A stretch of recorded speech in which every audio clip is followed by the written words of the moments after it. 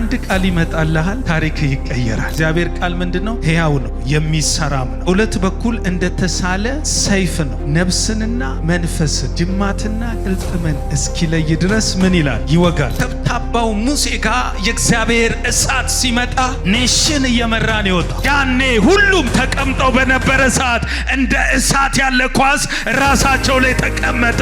ከዛ በኋላ ፈሪው ጴጥሮስ በአንድ ንግግር 3000 ሰው፣ በአንድ ንግግር 5000 ሰው። አንዳንድ ሰው አጥፍቶ ጠፊ ነው፣ ክፉ ነው። ከክፉነቱ የተነሳ ክፉ ያደርግብሻል፣ ክፉ አድርጎ ባህል ትጎዳል። ከዛ የተነሳ ስለዛ ሰው ስትጨነቅ ስታዝን፣ በሱ ሰው ስታዝን መንፈስ ይያዛል። ካህኑ እንደተነሳ ቼክ የሚያደርገው አንድ ነገር ነው፣ እሳቱ አለ የለም። የቤት ስራህን ተወጣ። አንተ የምትጠየቀው ስለ ራስህ ነው እንጂ እከሌ የሚባልን ሰው ለምን በሚዲያ ወጥተህ አልሰደብክም ተብለህ አትጠየቅም። ስለዚህ አትልፋ፣ አትድከም። ዛሬ እሳት ይመጣብሃል፣ ዛሬ እሳት ይመጣብሻል። ነገር ይቀየራል፣ ነገር ይቀየራል። እግዚአብሔር በእናንተ እንዲጠቀም ሲፈልግ አንድ ነገር ነው የሚፈልገው፣ እርሱም አቋም ካለ አቅሙን ይለቃል። ስለ ኢየሱስ ብቻ ማውራት። እኛ ስለ አገልጋዮች እንድናወራ ስለ ሰው እንድናወራ አልተጠራንም። የተጠራ ነው ሞቶ ስለተነሳው ጌታ ልናወራ ነው። ክብር ለኢየሱስ ይሁን። እስኪ ዘዳግም ምዕራፍ 6 ቁጥር 12 ላይ ያለውን ቃል እናነባለን። በጌታ በኢየሱስ ስም አነባለሁ። እሳቱም በመሠዊያው ላይ ዘወትር ይነዳል፣ አይጠፋም። ካህኑም ማለዳ ማለዳ እንጨት ያቃጥልበታል፣ የሚቃጠለውንም መሥዋዕት በዚያ ላይ ይረበርባል። በዚያም የደህንነት መሥዋዕት ስብ ይቃጠላል። ዘወትር በመሠዊያው ላይ እሳት ይነዳል፣ አይጠፋም ይላል። ክብር ለኢየሱስ ይሁን። በየትኛውም አይነት አጋጣሚ ዛሬ በዚህ የተገኛችሁ ተአምራት ያገኛችኋል። ክብር ለኢየሱስ ይሁን። አንዳች ነገር ከእግዚአብሔር ዘንድ ተቀብላችሁ ትወጣላችሁ። አምናለሁ እንደመጣችሁ አትመለሱ። ይህ ድምፅ የምትሰሙ ሁላችሁ ካላችሁበት ሁኔታ መንጭቆ የሚያወጣ ታሪክን የሚቀይር የእግዚአብሔር ኪዳን የመንፈስ ቅዱስ ኃይል በዚህ አለ። እስኪ በዚህ አለ በሉ። ክብር ለኢየሱስ ይሁን። የማካፍላችሁ የእግዚአብሔር ቃል ዘወትር እሳቱ በመሠዊያው ላይ ይነዳል የሚል ነው። ይህን ቃል የምናገኘው በዘሌዋውያን 6:12 ላይ ነው። እግዚአብሔር ቃል ምንድን ነው? ሕያው ነው፣ የሚሰራም ነው። በሁለት በኩል እንደተሳለ ሰይፍ ነው። ነፍስንና መንፈስን ጅማትና ቅልጥምን እስኪለይ ድረስ ምን ይላል?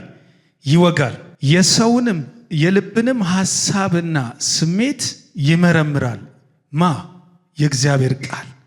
አንድ ቃል ይመጣልሃል፣ ታሪክ ይቀየራል። ኢየሱስ ጌታ ነው። ይሄ ቃል ሕያው ነው። ኢየሱስ ጌታ ነው። ሕያው የሆነበት ምንድን ነው ካላችሁ፣ አንድ ሰው ቢልሂ ግራምን እንደዚህ ብሎ ጠየቃቸው።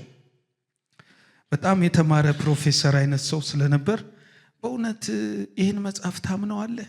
ትቀበለዋለህ? ይሄ መጽሐፍ እኮ የሚለው አሳ ነባሪ ሆድ ውስጥ ዮናስ ገብቶ ወጣ የሚል ታሪክ ነው ያለው። እንዴት ታምናለህ? የአሳ ነባሪ ምራቅ እኮ አሲድ ነው አለው። ገብቶ መውጣት አይቻልም። ለምን? ከውስጡ የሚያመነጨው ምራቅ አሲድ ስለሆነ እዛው ነው ሊያስቀረው የሚችለው። ይሄንን የሚያወራ ቃል ነው። ስለዚህ እንዴት ሲለው፣ አይ አይደለም ዮናስ አሳ ነባሪ ሆድ ውስጥ ቀርቶ ይቅርና አሳ ነባሪው ሄዶ የዮናስ ሆድ ውስጥ ገባ ቢል አቀበላለሁ አለው። ክብር ለኢየሱስ ይሁን። ዛሬ እንደ ቃሉ ያለ በረከት ያገኝሻል። ኢየሱስ ጌታ ነው። ሃሌሉያ። ዛሬ እርግጠኛ ነኝ እሳት ይዘን እንወጣለን። ኢየሱስ ጌታ ነው።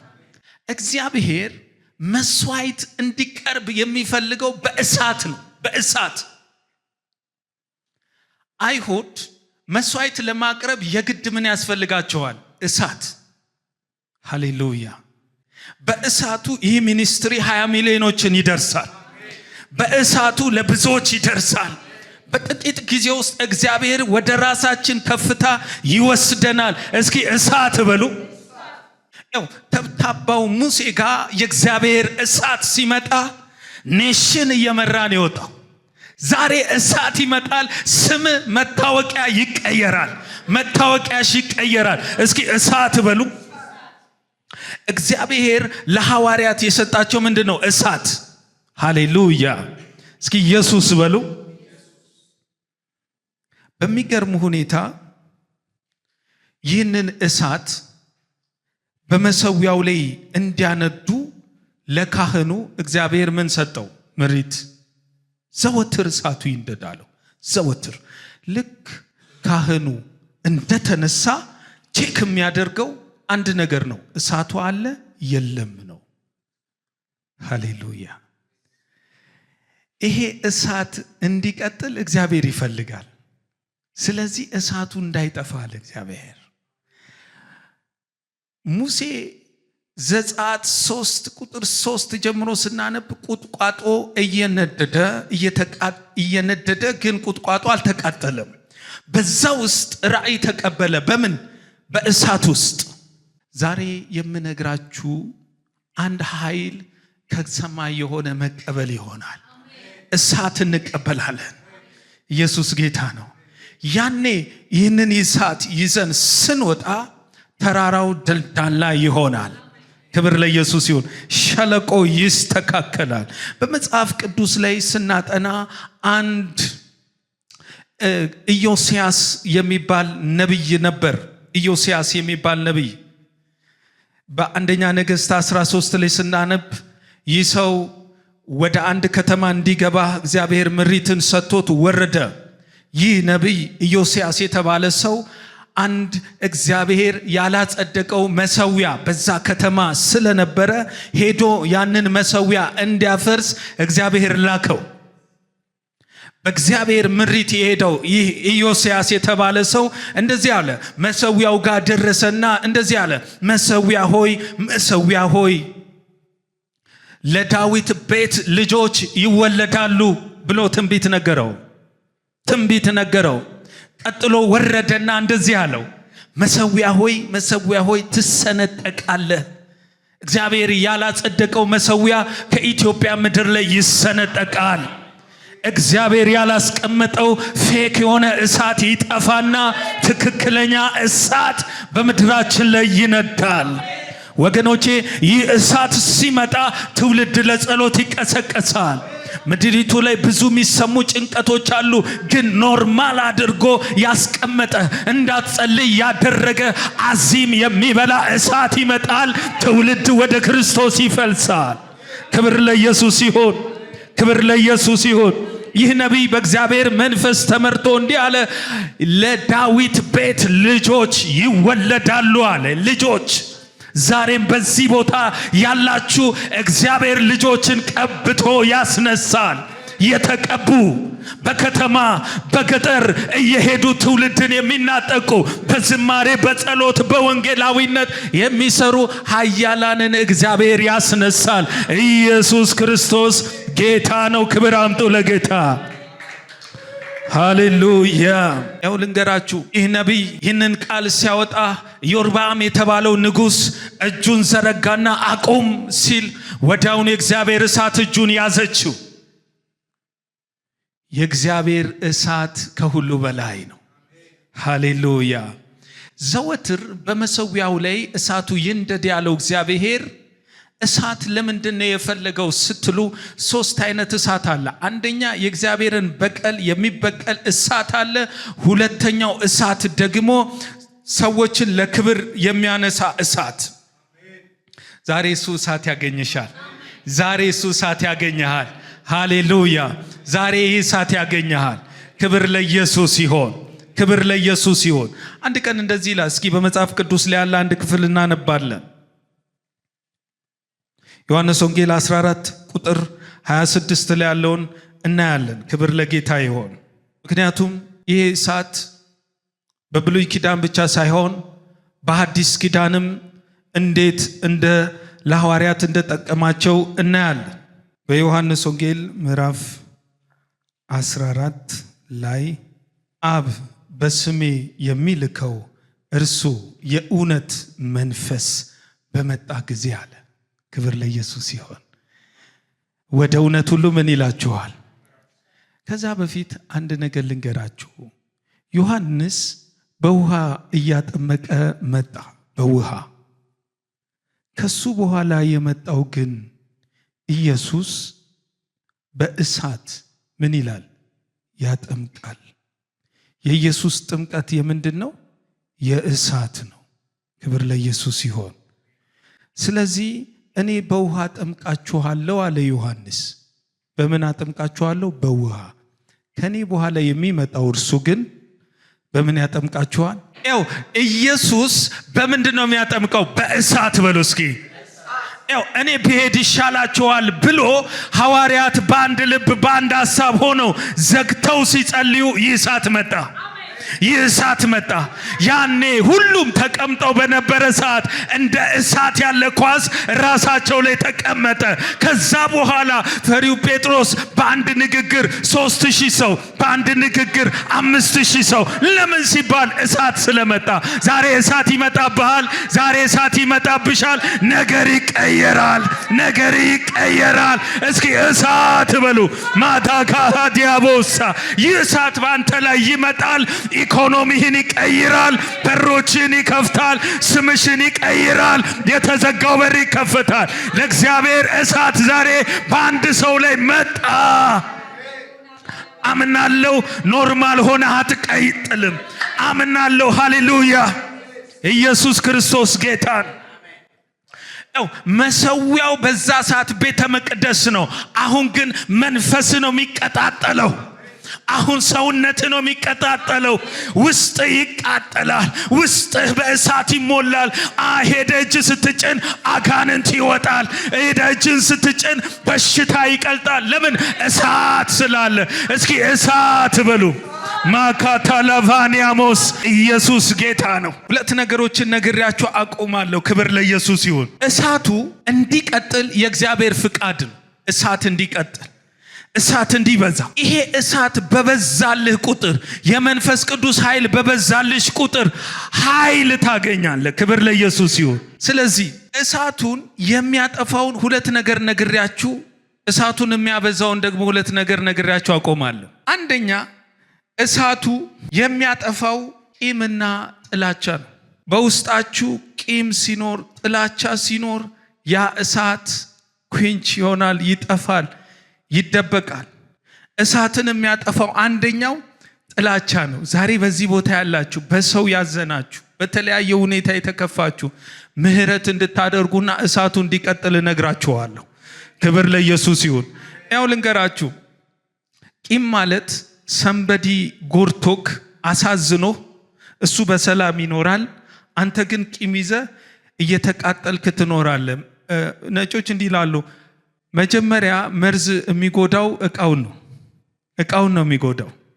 ስለዚህ አንዳንድ ሰው አጥፍቶ ጠፊ ነው፣ ክፉ ነው። ከክፉነቱ የተነሳ ክፉ ያደርግብሻል፣ ክፉ አድርጎብሃል፣ ትጎዳለህ። ከዛ የተነሳ ስለዛ ሰው ስትጨነቅ፣ ስታዝን፣ በሱ ሰው ስታዝን መንፈስ ይያዛል። ከዛስ ከእግዚአብሔር ጋር ኮሚኒኬት ማድረግ አትችልም። ዛሬ በኢየሱስ ስም ትጥላለህ፣ ኃይልህ ይታደሳል። ዛሬ ምህረት አደርጋለሁ በሉ እስኪ። ክብር ለኢየሱስ ይሁን። ሌላው ክርክር ነው። ክርክር መንፈስን ያጠፋል። መዝሙር 106ን 32 ላይ ብታነቡ በመሪባ ወንዝ ላይ በተከራከሩ ጊዜ መንፈስን አሳዘኑት ይላል። ስለዚህ መንፈስ ቅዱስን ከሚያጠፋው ወይም የመንፈስ ቅዱስን እሳት ከሰው ሕይወት የሚያጠፋው አንደኛው ሁለተኛው ምንድነው ካላችሁ ክርክር ነው። ስለዚህ ዛሬ ከክርክር የሚያወጣ የእግዚአብሔር ኃይል እንዲያገኛችሁ ጸልያለሁ። እስኪ ኃይል ተቀበልኩ በሉ እስኪ። ሁለተኛው እሳቱን ደግሞ የሚያበዛውን ነግሬያችሁ ጨርሳለሁ። ተሰሎንቄ 5:16 አንደኛ። ክብር ለኢየሱስ ይሁን። የመንፈስ ቅዱስን እሳት የሚያበዛው አንደኛው ምንድነው? እስኪ ጸሎት በሉ።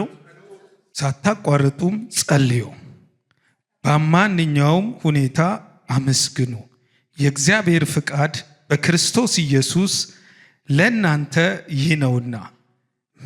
የመንፈስን እሳት አታዳፍኑ፣ ትንቢትን አትናቁ፣ ነገር ግን ሁሉን ነገር ፈትኑ፣ መልካሙን የሆነውን ያዙ ይላል። ስለዚህ አንደኛው ምንድነው? ሳታቋርጡ ጸልዩ። ጸሎት ማለት የሆነ ጊዜ ጸልየን የምናቋርጠው ሳይሆን መሰዊያ ነው። መሰዊያ ልክ እቤትሽ የግልሽ መሰዊያ የግልህ መሰዊያ ሲኖር እዛ ቦታ ላይ የእግዚአብሔር ድምጽ ይመጣል። ዛሬ ብዙ ትውልድ ከጸሎት የጎደለበት ነው። ዛሬ ግን በኢየሱስ መሰዊያዎች ይበዛሉ። መሰዊያዎች ይበዛሉ። የጸሎት መሰዊያዎች፣ አጸዶች ይተከላሉ። በሰሜን ይተከላሉ፣ በደቡብ ይተከላሉ፣ በምስራቅ ይተከላሉ፣ በደቡብ በሴንትራል ይተከላሉ። አጸድ ሃሌሉያ። ጉበኞች ይነሳሉ። ጸሎት ሲጸለይ እግዚአብሔር ይሰራል። ካልጸለይን ደግሞ እኛ እንሰራለን። የኛ አቅም ደግሞ ሊሚትድ ነው፣ የተገደበ ነው። ስለዚህ መሰዊያዎች እንዲበዙ በዛ መሰዊያ ውስጥ ምን ይሆናል? እሳት ይበዛል። እኔ መልእክት ይዤ ስለመጣው ነው ዛሬ። ክብር ለኢየሱስ ይሁን። ሃሌሉያ። ሳታቋርጡ ምን በሉ? ጸልዩ። የሚጸልይን ሰው ጠላት ይፈራዋል፣ መቋቋም አይችልም። ሁለተኛው እሳቱን የሚያበዛው ምንድነው ካላችሁኝ፣ አምልኮና በመንፈስ ቅዱስ መጸለይ፣ በመንፈስ መጸለይ። ኤፌሶን 6:17 እንዲህ ይላል፣ የመዳንን ራስ ቁር አድርጎ የመንፈስንም ሰይፍ ያዙ፣ እርሱም የእግዚአብሔር ቃል ነው። በሁሉ አይነት ጸሎትና ልመና በማንኛውም ሁኔታ በመንፈስ ጸልዩ፣ ይህንንም በማሰብ ንቁ፣ ስለ ቅዱሳን ሁሉ በትጋትና ልመና አቅርቡ ይላል። እሳቱን የሚያበዛው አንዱ ይሄ ነው፣ በመንፈስ መጸለይ። በመንፈስ መጸለይ ማለት የት እንዳለ አሁን ለምሳሌ እዚህ ውስጥ ቁጭ ብላችሁ ቸኩያለሁ እንዴት ይሆናል ምናምን ካላችሁ በመንፈስ አይደላችሁ። የት እንዳላችሁ እስከማታውቁ ድረስ ኢየሱስ ጌታ ነው። ኢየሱስ ጌታ ነው።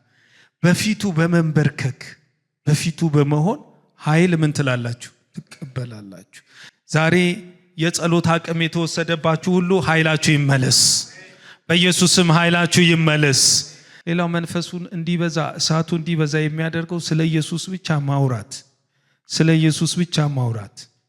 እኛ ስለ አገልጋዮች እንድናወራ ስለ ሰው እንድናወራ አልተጠራንም። የተጠራነው ሞቶ ስለተነሳው ጌታ ልናወራ ነው። ልንገራችሁ፣ እኔ የምትጠየቀው ስለ እኔ ነው እንጂ ስለ እሱ አይደለም። አንተ የምትጠየቀው ስለ ራስህ ነው እንጂ እከሌ የሚባልን ሰው ለምን በሚዲያ ወጥታ አልሰደብክም ተብለህ አትጠየቅም። ስለዚህ አትልፋ፣ አትድከም። የቤት ስራህን ተወጣ። የቤት ስራህን ዛሬ ሚዲያ ላይ ምን ሰማው የሚያስጨንቅ ነው። ኢየሱስ ጌታ ነው። እስኪ እኔ ግን መልእክት አለኝ በሉ። መልእክት ካለ ምልክት አለ። ክብር ለኢየሱስ ይሁን። እግዚአብሔር በእናንተ እንዲጠቀም ሲፈልግ አንድ ነገር ነው የሚፈልገው፣ እርሱም አቋም። አቋም ካለ አቅሙን ይለቃል፣ ኃይሉን ይለቃል።